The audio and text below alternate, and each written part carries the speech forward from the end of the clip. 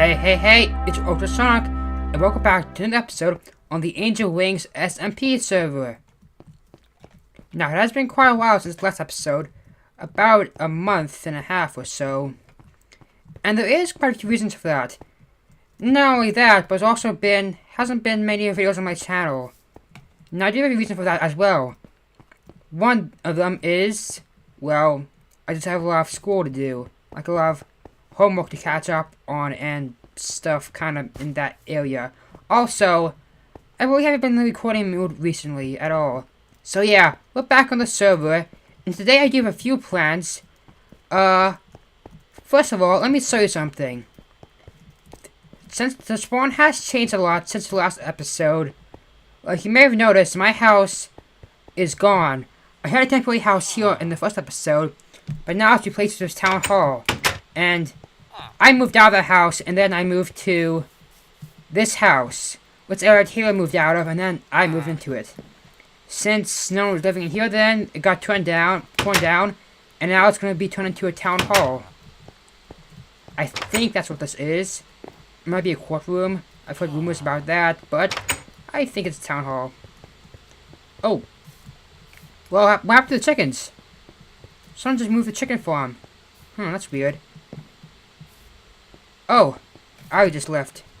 Oh, I didn't say bye. Okay, so in here, I do have the necessities. I have a bunch of chests.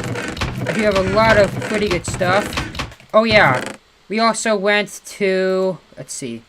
We went to a, what's it called? A ocean monument over by spawn. I didn't record it because we did it in a live stream. So, I don't know. It's not really too big on, like, recording live streams. It seems kind of weird. I don't know. I just thought I shouldn't. Besides, I do have an Atlantis temple. Oh, wait. Never mind. I'll tell you that later. I was about to give you spoilers. There's another thing you might notice is my inventory. I have full diamond armor and full diamond tools. I am almost as OP as I was on the lamppost, minus all the diamond blocks. I only have one diamond now because of that. I also have a silk touch pick, which is pretty nice. The enchantments on this stuff isn't too good, actually. Well, my pants, I named the long trousers. You probably don't get that reference, but if you do, congrats to you. And then you probably get this reference, obviously. This is a pretty good boot. I'm not going to add depth strider to it because then it'll be way too expensive to fix. But my chest plate and my helmet don't have any breaking either. My helmet's also a reference. I'm sure a lot of people get that one more than this one. And this sword, oh boy, this is the first sword I ever got on the server. Even before I got an iron sword. In fact, I don't think I've ever made an iron sword or a stone sword, because anime actually gave this to me. It's like the best sword in the game possible. So that's a very big thank you right there. I do have a pretty bad bow. And I do have an efficiency 4 on making 3 pickaxe, which is a minor 49ers pickaxe. Yet another reference. And so is the name of my sword. Which is, I'll play this one. It's a Minecraft reference from the Death Games from Season 4. Now, I did have a efficiency 5 on making 3 pick, which was pretty good, but I broke it. I didn't break it, but like I used it so much that it couldn't be fixed anymore. I also do have a shovel, which is not the greatest. It needs efficiency 5, and I'm not too keen on fortune. There is much use for it in shovels, mainly just gravel to get flint, but who needs a lot of flint anyway? And my axe has fortune, which actually is a lot more useful, because if you don't know fortune does an axe, which you probably do, it just makes it so when you break leaves, you get a higher chance of getting the saplings that it drops. Now, there's something else I need to show you at spawn. During the past few weeks, I've been working on something. I found a, well, I didn't find it, but someone else found it, and then I, well, found it after they found it. Well, it's basically a spawner, a zombie spawner, which is down there. and I made it into a XP farm. Now, I did not make this outside. This actually was just a pretty basic generic water elevator to make the zombies drop. It was just glass. And then Wart here made it look all pretty. And Wart is actually a pretty good builder and a pretty semi-active player on the server. Now, because he made that design, I of course had to decorate the inside with using the same kind of technique. I'm not too good at the style he used, but I think it does match up there pretty well. This thing is pretty nice. I think I'm gonna add some kind of storage system for the mob drops, so you can easily find each drop. Now let me show you this thing a little bit. This is basically the spawning room. You can turn it on or off. When the lights are off, it means that it's on, because then zombies can spawn. When it's on, the lights are on, then it's off, because zombies can't spawn and they don't come. Now, I like to keep it off, so zombies don't spawn and, like, it doesn't cause lag. Because since this is right at spawn, if this was always on, tons of zombies would spawn in here and it might cause lag for some people with slow computers. There's another cool thing about this. Because this is a zombie spawner, they spawn baby zombies. And baby zombies can't go up this elevator because they're only 1 block tall. They have to be 2 blocks tall to go up this elevator. And they clog a system. So I made a little system that makes all the zombie... Oh no, I'm stuck in here. Uh-oh. Whoops, hang on. I gotta break these 2 blocks to get out. I made a little system that makes all the baby zombies fall into a cactus. Now, don't worry, zombie villagers, no, not zombie villagers, regular zombies won't fall in there because they're always trying to float to the surface, so they'll just skip over that hole. But baby zombies, sometimes they fall down there, so I have to make it a way so they fall in there, and also up here too. Both those pathways lead to a cactus, which automatically kills them, just to, reduce lag, because if I just have a hole right there and just keep them there, I could do that, but then they'll take up the mob cap, and if there's too many in there, then that means less zombies will spawn, and also, of course, lag. I did have some healing potions here, splash, of course, so you can kill the zombies very fast and easily, but those all got used up, so I need to make some kind of, in the future, I want to make an automatic brewing station that automatically brews health potions, splash, and puts them in here. But that's a project for the future. And Anime Angel over here made a little enchanting room. I was going to do this, but he got ahead of me and did it himself. Which is okay, that's perfectly fine. Besides, it would take me forever to get all these bookshelves. The reason why I put it off is because I don't have a lot of books. In fact, I don't think I have any. And getting leather is a very slow process, let me just say that. So yeah, I also added some wooden shovels, so if you don't like the enchantment it gives, you can just get some lapis, get a wooden shovel, and then enchant the shovel to reset it to the next one. So yeah, that's basically it for the XP farm. Now, I do actually have an official base, finally. It is about 2,000 blocks that way. So we are going to take another portal to there, and I'll beat you guys when I'm there. You know, one day I really gotta redo this track to my base. It is pretty scary. So here is my wonderful and glorious base, or at least what it eventually will be. I do have another portal here. So, that's basically all I have built here. I have not built all this redstone. This actually was a prank by Classic Steam. He did this like a few weeks ago, but I still have not cleaned it up, because I'm going to clean it up once I probably terraform this place, because I plan on doing that when I build all my stuff. And like I said in the first episode of this series, I want to have farms and farms everywhere. I want to build a mob drop spawner farm thing, some automatic sugarcane farms, and farms like that.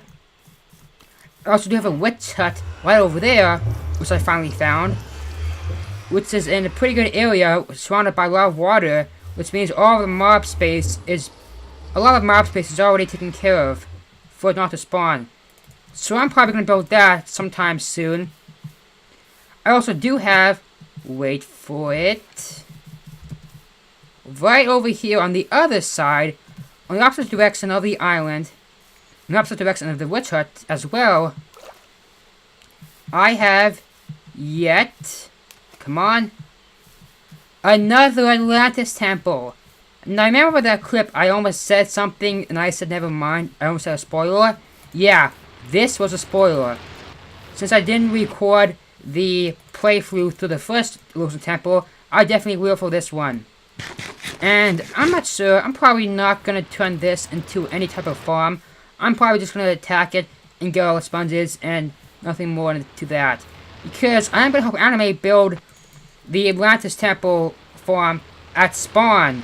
And I already know how long this thing takes to do from experience on the lamppost. So yeah, I'm not gonna make more work for myself just to make myself feel more OP when I don't have to. Now, there's another interesting thing about this prank which I just remembered that I forgot to say. It is that not only did Classic Stream place redstone dust and blocks everywhere, but there is one hidden diamond block and I believe a gold block too. Let's see. Thought you might need some redstone. No need to thank me, Classic Steam. By the way, there is a golden diamond block somewhere under the grass. Good luck trying to find them. Yeah, a gold block and diamond block somewhere around here. So I'm not gonna worry about trying to find that. They'll eventually show up once I start terraforming this place. So then I can have a diamond block and a gold block. But the gold block I don't think will be very useful because eventually I will have more gold than I need. And maybe that's because I already started working on the first farm in this base. And it is, you might have saw a glimpse of it before, right over there. It's kind of hard to see at night because the sky is black. Racist. And the obsidian is a very dark color. Oh, the sun's coming. Okay, you can kind of see it now. Yeah, that is just stacks and stacks, probably at least a double chest full of obsidian used to build that.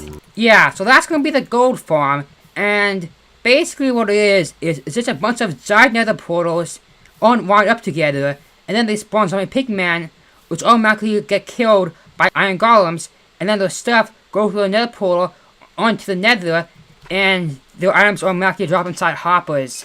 And yeah, it's a pretty cool tutorial that I found on YouTube. If I remember, I'll put it in the description somewhere.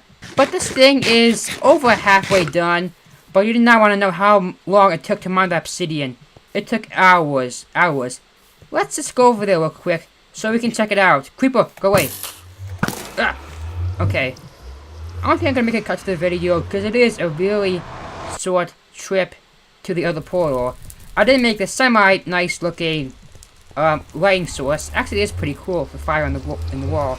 But there's still another rack, so this is the portal that leads to it.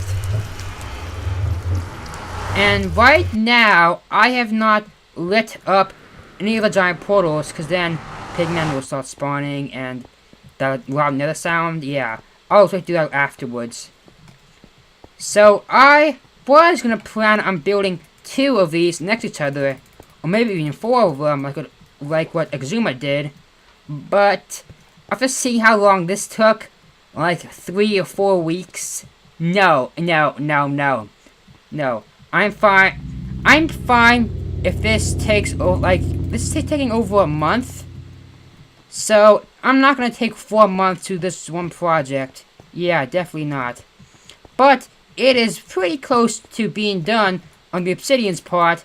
And then I just make the collecting system in the nether, placing the iron golems, put a wall there and there, so the pigmen don't go into the water, or push the iron golems into the water so they get stuck. And then we have infinite gold. And if you don't know, gold is the currency on the server, which means I'll be the richest person on the server and I can buy anything. Now, I actually asked Anime about this because It does seem kind of illegal in a way. Oh, there's gas in another hub he died by, apparently. Like, it's basically like making a money farm. That is highly illegal in the real world. So I asked Anime if I could build a gold farm, even though it's currency, and he said it's fine. So, I am gonna make a bank or some kind of gold shop at spawn, where you can buy the gold, too.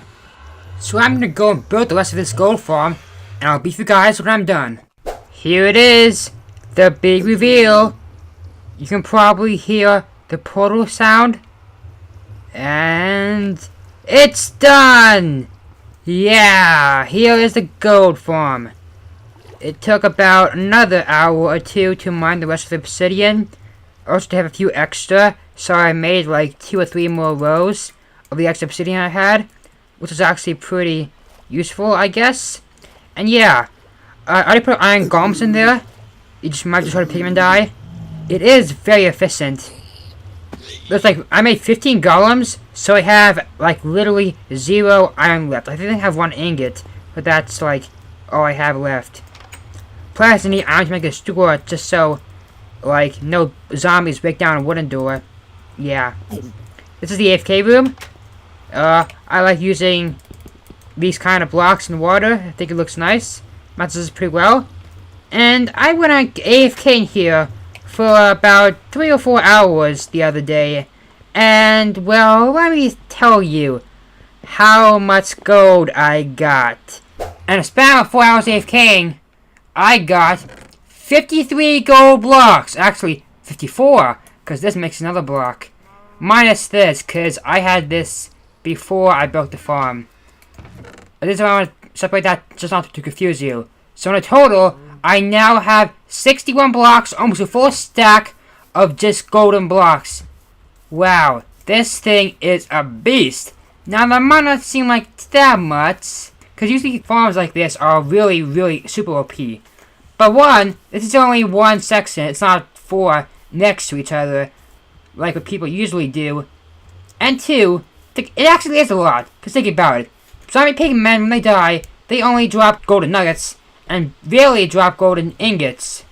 And each golden nugget can be crafted into golden ingots, which can then be crafted into golden blocks.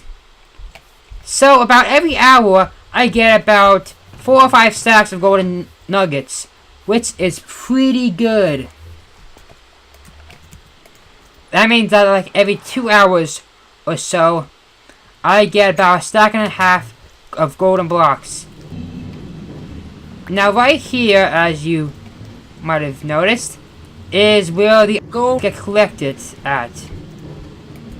Here, it's just a simple setup.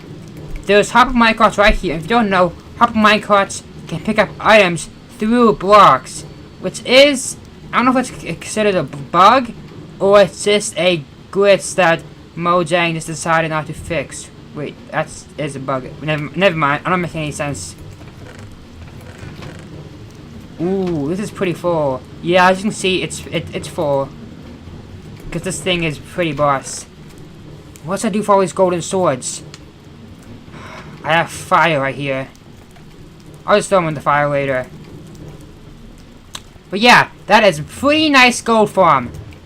So I think in the next episode or so, I'm gonna attempt to either help Anime build the Guardian farm, which he's been wanting to do for the past week, or start working on the Iron Foundry, which is the Iron farm, which is probably not as big as the gold farm, because I don't need to mine thousands of obsidian. I literally have to mine thousands. But it will still take a dang long time. So, that's gonna be for this little video. Thank you for watching, and I'll see you all next time.